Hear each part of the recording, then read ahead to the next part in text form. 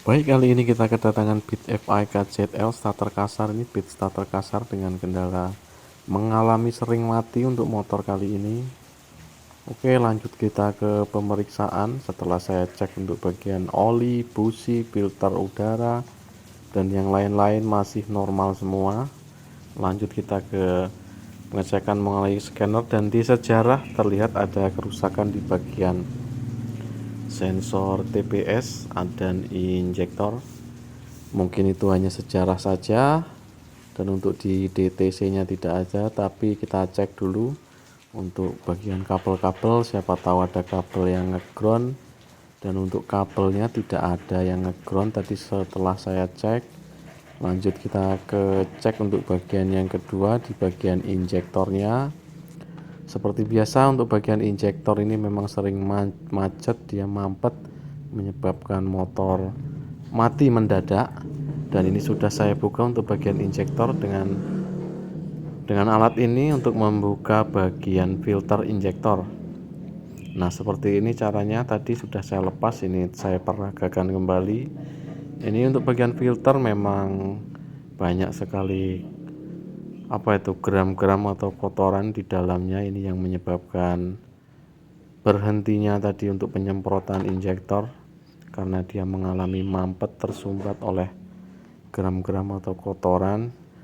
Dan ini kita cek untuk kotorannya, saya perlihatkan ada beberapa kotoran seperti ini, boleh dilihat, dan ini cukup jelas sekali di kamera.